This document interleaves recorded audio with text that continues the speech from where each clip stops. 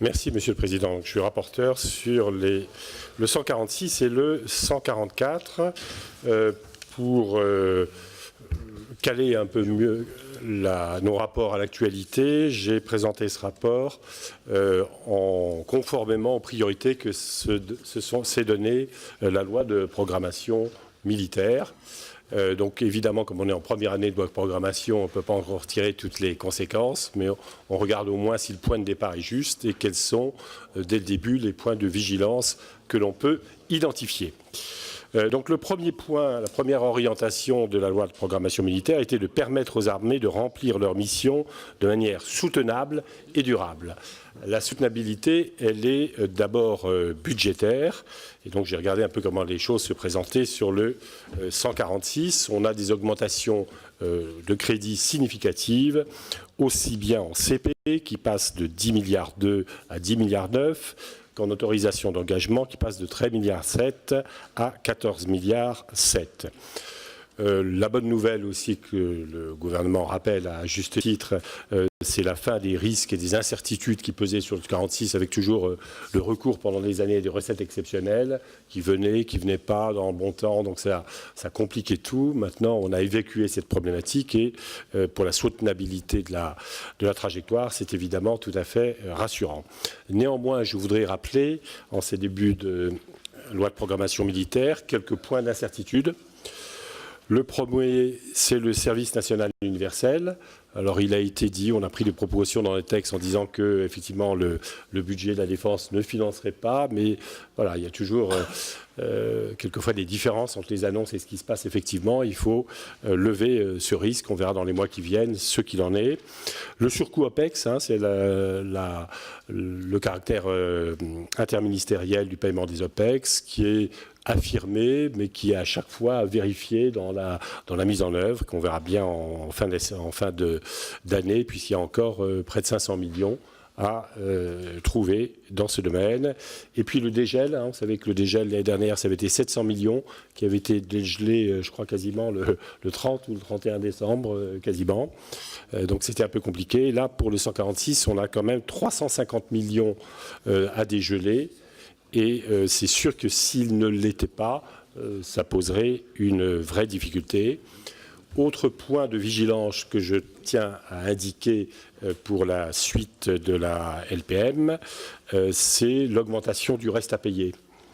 Le reste à payer a été plafonné pour l'ensemble sur la loi de programmation des finances publiques, pour l'ensemble de l'État à 100 milliards.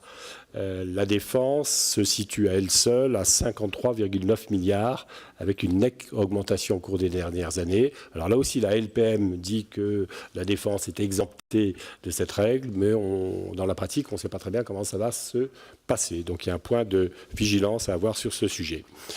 L'autre aspect de la crédibilité, c'est les commandes et les livraisons d'équipements. Là-dessus, rien à dire. On est au début de la programmation et les choses sont nominales. Un point très important sur lequel la ministre et le gouvernement ont beaucoup insisté parce que les sommes en jeu sont considérables, c'est la réforme du MCO, du maintien en condition opérationnelle, qui entraîne des coûts considérables, notamment dans le maintien en condition opérationnelle en matière aéronautique avec une nouvelle création d'une direction qui n'est pas rattachée à l'état-major de l'armée de l'air, mais rattachée à l'état-major des armées, avec l'idée de retravailler les contrats pour gagner de l'argent. Là-dessus, les intentions et les personnes nommées paraissent compétentes. Je voudrais quand même indiquer là aussi quelques points de vigilance. La maintien en condition opérationnelle, ça vise à effectivement avoir des équipements opérationnels, un taux de disponibilité des équipements fort. Et on note quand même, c'est traditionnel, mais je ne pense pas qu'on puisse progresser dans ce domaine si on n'évolue pas significativement sur ces indicateurs. On a toujours beaucoup de mal à obtenir des indicateurs très clairs de la défense sur la taux de disponibilité des matériels. Donc si c'est une priorité qu'on s'est donnée, si on ne cherche pas la transparence, je ne suis pas sûr qu'on se donne les moyens de réussir. La transparence en la matière, elle n'est pas anecdotique, elle est absolument indispensable pour réussir à progresser sur le MCO. Je ne vais pas rentrer dans les détails, pas chipoter. Alors, effectivement, on a des éléments, mais on n'a pas toute la transparence nécessaire, ce qui est un peu dommage. Et deuxième remarque, qui incite là aussi un peu de prudence et de vigilance. Très bien cette réforme du MCO, mais on observe qu'effectivement que les appareils prioritaires sont des appareils où finalement le problème n'est pas le plus aigu. On a effectivement le Rafale, où le taux de disponibilité est déjà assez fort et très satisfaisant. Donc on va peut-être pas améliorer un peu les choses, mais c'est pas sur le Rafale que c'est le plus criant. On a aussi mis la priorité sur les Cougars, et les Cougars font l'objet justement d'une rénovation très importante, et donc on pense que le problème de la disponibilité ne va pas être gigantesque chez eux. En revanche, les problèmes de disponibilité sont gravissimes sur un certain nombre d'appareils qui sont, en matière d'hélicoptères, le Tigre, le NH90 ou l'A400M, c'est-à-dire les problèmes en coopération. Et là-dessus, on n'a pas le début de savoir comment on va faire pour essayer d'améliorer le MCO sur ces sujets-là, parce que c'est européen. Donc on a l'impression qu'il y a effectivement une réforme intéressante, mais qu'elle a en quelque sorte contourné les points durs qui permettraient véritablement de progresser et en disponibilité et financièrement. Ça, c'était le premier point. Je vais être plus rapide sur les points suivants. Le point suivant de la loi de programmation militaire, c'est le renouvellement des capacités opérationnelles. Un point important qu'il faut avoir en tête, c'est effectivement la réforme de la conduite des programmes d'armement qui est menée par la DGA. C'est la réforme de l'instruction dite 15-16 qui prévoit un peu 6 stades dans les réformes, dans les programmes d'armement, et l'idée est de passer de 6 stades à 3 stades. C'est très difficile d'apprécier l'effectivité, dirait un membre de la majorité, de tout cela. Sur le papier, ça présente bien, mais si les gens continuent à travailler en silo et sans se parler, on aura beau avoir 3 stades et pas 6, ça ne changera pas grand-chose. Donc voilà, on peut souhaiter bon courage, dire que tout ça paraît raisonnable, mais on est encore beaucoup trop tôt pour pouvoir apprécier l'intérêt des réformes en cours. Après, sur le renouvellement des capacités, c'est aussi l'évolution de la DGA. On voit bien que la DGA, le budget de la DGA progresse en crédit et en effectif. En revanche, on reste finalement assez flou sur la vision de la DGA à 10 ou 15 ans. Enfin, je pense que c'est très important d'avoir une vision claire de ce que l'on veut faire pour la DGA. Et là, voilà, on remet un peu des crédits. Est-ce qu'on modifie en profondeur l'outil? On n'a pas d'éléments suffisamment importants à mes yeux. Troisième axe qui est évoqué par les LPM et que je reprends, c'est garantir notre autonomie stratégique et contribuer à la consolidation d'une défense en Europe. Là, je ferai 4 remarques.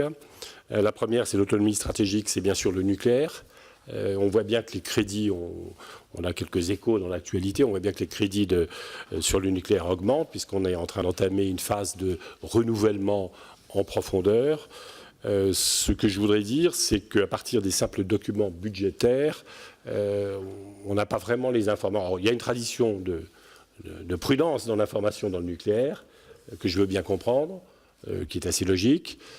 En revanche, on voit bien, y compris sur le civil, que le nucléaire fait débat.